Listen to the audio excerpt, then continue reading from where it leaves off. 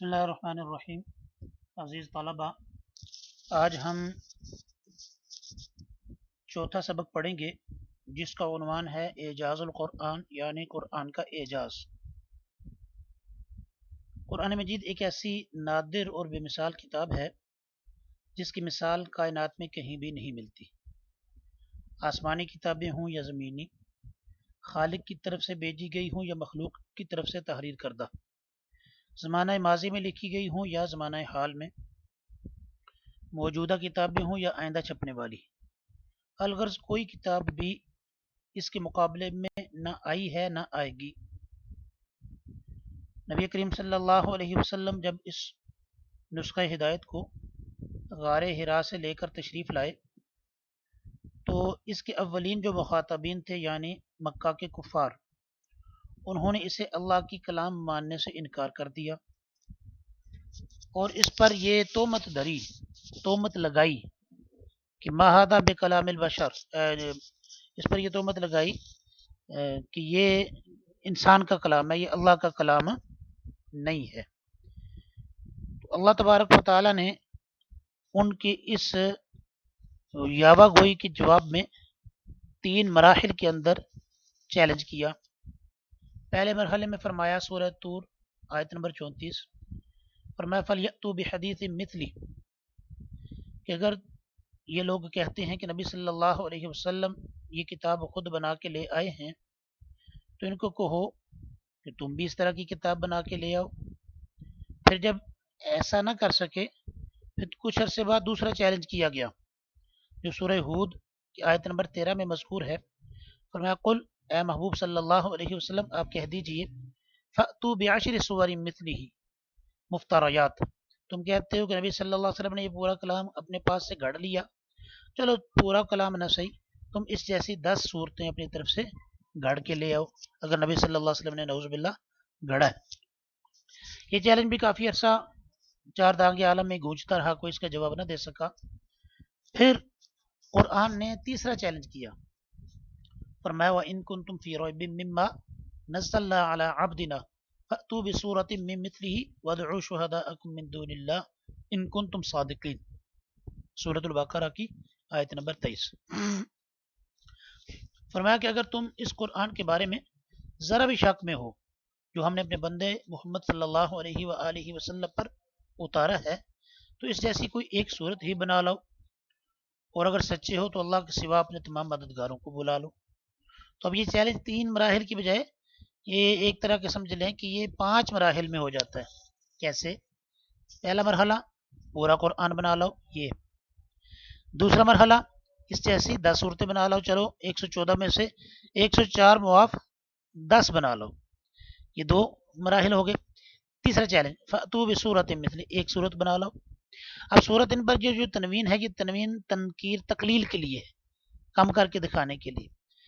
چوتھا مرحلہ پھر یہ ہو جائے گا کہ بڑی صورت نہیں بنا سکتے تو چھوٹی بنا لو، اور آگے فرمایا وَادْعُوا شُهَدَاءَكُم مِّن دُونِ اللَّهِ، اگر اکیلے نہیں بنا سکتے تو اپنے جتنے بھی حاجت روا مشکل کشا جو تم نے سمجھ رکھے ہیں، اپنے معبودان باطلہ، اپنے مددگار، ان سب کو بلا لو۔ تو یہ 5 مراحل کے اندر چیلنج فرمایا قرآن کریم نے کہ پورا بنا لو، یا 10 صورتیں بنا لو، یا ایک صورت بنا لو، یا بڑی نہیں تو چھوٹی بنا لو، یا پھر سارے اکیلے نہیں بنا سکتے تو سارے مل کے بنا لو۔ لیکن قرآن کریم کے اس چیلنج کا کوئی بھی جواب نہ دے سکا۔ اب ہم نے غور یہ کرنا ہے کہ قرآن کریم کا جو اعجاز ہے اس کے وہ کون سے پہلو ہیں جس کی وجہ سے کوئی اس کا مقابلہ نہ کر سکا۔ تو سب سے پہلا اس کا جو پہلو ہے اعجاز کا وہ فصاحت و بلاغت۔ جو عرب تھے ان کو اپنی فصاحت و بلاغت پہ بڑا ناز تھا، وہ ساری دنیا کو اپنے مقابلے میں عجم کہا کرتے تھے۔ عجم کا معنی گونگے، عرب فصیح و بلیغ اور عجم کا معنی گونگے، کہ اصل بولنے والے تو ہم ہیں، باقی تو دنیا کو بات کرنا ہی نہیں آتی۔ یہ ان کا ایک گھمنڈ تھا۔ تو اللہ تبارک و تعالیٰ نے نبی کریم صلی اللہ علیہ وسلم کو جو معجزہ دیا وہ حالات کے مطابق اس جو زمانے کا جو تناظر تھا اس میں وہ بہترین معجزہ تھا، یعنی قرآن کریم، کہ جو ان کی فصاحت و بلاغت کو چیلنج کر رہا ہے۔ اور قرآن کریم کی زبان جو ہے یہ اس کی فصاحت و بلاغت عجیب کمال کی ہے. یہ جو ہے نا، ایک تو یہ کہ ہم کہیں کہ یہ قرآن کریم فصیح و بلیغ ہے، ایک یہ کہ وہ لوگ جو اتنے فصیح و بلیغ تھے کہ ہزار ہزار اشعار کا قصیدہ وہ ایک جگہ پہ فی البدی یعنی بغیر پہلے سے سوچے کہہ جاتے تھے. اور ان کے حج کے بعد آپس میں مقابلے ہوا کرتے تھے، مجلسیں لگتی تھیں، ادبی مجلسیں، شعری مجلسیں، جن میں ادیب اور شعراء اپنے اپنے کلام پیش کرتے تھے. اور پھر جس کا کلام سب سے بڑا اور زیادہ فصیح و بلیغ شمار ہوتا تھا وہ پہلے نمبر پہ، اس کے بعد وہ دوسرے نمبر. پہلی 7 پوزیشنوں پہ جو کلام آتے تھے ان کو خانہ کعبہ کے اندر لٹکا دیا جاتا تھا، جن کو سبع معلقات کہتے ہیں. خانہ کعبہ کے اندر لٹکائے گئے ایک جو فصاحت بلاغت کے پہلے بڑے 7 شاہکار نمونے، اور وہ 7 نمونے لٹکے رہتے تھے آئندہ حج تک، اگلے سال تک. اگلے سال پھر مقابلہ ہوتا تھا، پھر ان میں سے اگر کسی کا ریکارڈ ٹوٹ جاتا تو اس کی جگہ وہ نیا نمونہ لے لیتا تھا. تو حضرت علی رضی اللہ تعالیٰ عنہ نے ایک دفعہ حج کے بعد وہ نمونے لٹکے دیکھے تو 7 لٹکا دیا. سورۃ الکوثر ایک چمڑے کے ٹکڑے پہ لکھی، انا اعطیناک الکوثر فصلی لربک وانحر ان شانئک هو الابتر، یہ لٹکا دی.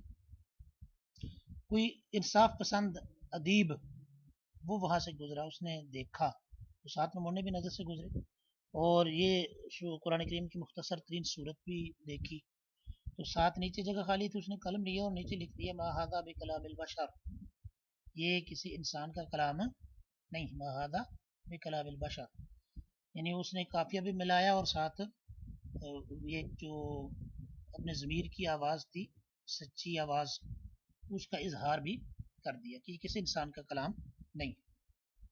تو یہ سب سے پہلا پہلو قرآن کریم کی اعجاز کا وہ اس کی فصاحت و بلاغت. دوسرا پہلو ماضی مستقبل پر محیط علم. قرآن کریم نے پہلے انبیاء علیہ السلام کے قصے بیان کیے، پہلے لوگوں کے قصے بیان کیے، پہلی قوموں کے قصے بیان کیے. حالانکہ نبی کریم صلی اللہ علیہ وسلم کے بارے میں سب جانتے تھے کہ آپ صلی اللہ علیہ وسلم نہ کسی سے پڑھے لکھے ہیں اور نہ کہیں اور گئے ہیں علم حاصل کرنے کے لیے، اور نہ ہی مکہ مکرمہ کے اندر کوئی عیسائیت یا یہودیت کا چلن تھا یا ان کا کوئی ان کی کتابوں کا رواج تھا کہ آپ صلی اللہ علیہ وسلم نے عیسائیوں یا یہودیوں سے کچھ باتیں پہلے امتوں یا پہلی قوموں کی لے لی ہوں، ان کی کتابوں سے اخذ کی ہوئی. ایسا بھی نہیں، سب کچھ یعنی آپ امی بھی تھے اور رہتے بھی مکہ ہی میں تھے، اور ایسے جو پہلے مذاہب کے علماء تھے ان کے ساتھ رابطہ بھی کوئی نہیں تھا. اس کے باوجود آپ صلی اللہ علیہ وسلم کی زبان سے جو کلام نکلتا تھا اس میں پہلی قوموں کے بھی حالات ہوتے تھے، پہلے لوگوں کے بھی حالات ہوتے تھے، پہلے نبیوں کے بھی حالات ہوتے تھے، پہلے بادشاہوں کے بھی حالات ہوتے تھے. اور اس کے ساتھ ساتھ ماضی کے ساتھ ساتھ مستقبل کے بارے میں بھی قرآن کریم کے اندر واضح بے شمار خبریں ایسی موجود ہیں جن میں سے کچھ ابھی تک درست ثابت ہو چکی اور کچھ وقت گزرنے کے ساتھ ساتھ انشاءاللہ درست ثابت ہوں گی. تو یہ ماضی اور مستقبل پر محیط جو علم ہے یہ قرآن کریم کے اعجاز کا دوسرا پہلو. مستقبل کی خبریں جو درست نکلی، مثال کے طور پر فتح مکہ کی بشارت دی گئی، درست ثابت ہوئی، اور روم کا ایران والوں پہ غالب آنا اس کی خبر دی گئی، درست ثابت ہوئی. اس کے علاوہ قرآن کریم کے اندر اور اس کی تشریح حدیث کے اندر جو اشارات تھے، قیامت کی نشانیاں جو بیان کی گئی تھیں، ان میں سے بھی بہت سی ثابت ہو چکی ہیں اور کچھ آئندہ حقیقت کا روپ انشاءاللہ دھاریں گی. تو یہ دوسرا پہلو تھا اس کا. تیسرا پہلو قرآن کریم کی فصاحت و بلاغت کا، وہ فصاحت و بلاغت کے باوجود آسان اسلوب بیان. کیا مطلب؟ یعنی فصیح و بلیغ ہے، لیکن فصیح و بلیغ ہونے کا یہ مطلب نہیں ہے کہ اب اس کا مطلب کسی کو سمجھ میں ہی نہ آئے. جیسے جو بڑے بڑے ادیب ہوتے ہیں تو مشکل سے مشکل وہ زبان، مشکل سے مشکل لینگویج استعمال کرتے ہیں اپنی تصنیفات کے اندر کہ ہمارے علم کا روب بیٹھے. تو قرآن کریم کا جو ہے علمی روب وہ ایسا ہے کہ اسلوب بیان قرآن کریم نے فصیح و بلیغ اختیار فرمایا، لیکن اس کے باوجود اس کے اندر آسانی ملحوظ رکھی. یعنی فصاحت و بلاغت کے ساتھ ساتھ یہ آسان بھی ہے. عام طور پہ جو آسان انداز میں لکھا جاتا ہے وہ سٹینڈرڈ ہے، جو لینگویج ہے وہ شمار نہیں ہوتی. اور جو اسٹینڈرڈ لینگویج شمار کی جاتی ہے وہ عام طور پہ آسان نہیں ہوتی. تو یہ قرآن کریم نے ان دو چیزوں کو جمع فرمایا، فصاحت و بلاغت کو اور ساتھ آسانی. اس کا مطلب جس طرح ایک ادیب اور ایک شاعر وہ سمجھ سکتا ہے اور اس سے لطف اٹھا سکتا ہے، ایسے ہی ایک عام سادہ سا دیہاتی بھی اس کا مطلب اور مفہوم اس کے سامنے رکھا جائے وہ بھی اس کو آسانی سے سمجھ سکتا ہے. تو یہ تیسرا پہلو تھا کہ فصاحت و بلاغت کے باوجود آسان اسلوب بیان. اور چوتھا پہلو جو اس کی تھا قرآن کریم کا کے اعجاز کا چوتھا پہلو وہ ہے شائستہ اسلوب بیان. یعنی قرآن کریم کا اسلوب بیان جو ہے سلجھا ہوا ہے، کہیں بھی قرآن کریم کے اندر وہ سخت الفاظ استعمال نہیں کیے گئے، نرمی کے انداز میں. دشمنوں کے لیے بھی بدترین دشمنوں کا بھی نام نہیں لیا گیا، ایک دو جگہوں پہ جہاں پہ کچھ اور حکمتیں تھیں وہاں پہ لیا گیا، ایسے بدترین دشمنوں کا بھی نام نہیں لیا گیا. یا ایک آپ صلی اللہ علیہ وسلم کی خدمت میں گستاخی کی تھی ایک بات وقت میں، تو قرآن کریم نے اس کی چند عیب جو تھے وہ بیان کیے. ان میں سے ایک عیب یہ بھی بیان کیا کہ زنیم ہے، وہ حرامی ہے. تو وہ اپنی والدہ کے پاس گیا اور جا کے پوچھا، تو والدہ نے پھر اعتراف کیا کہ ایسے مجھ سے ایک مرتبہ یہ غلطی ہوئی تھی اور پھر اس غلطی کی پیداوار. بہرحال یہ ایک آدھ مواقع کے علاوہ قرآن کریم کا انداز بیان جو ہے وہ شائستہ ہے، سلجھا ہوا ہے، بڑا پولائٹ انداز ہے قرآن کریم کا. تو یہ بھی قرآن کریم کے اعجاز کا ایک پہلو ہے.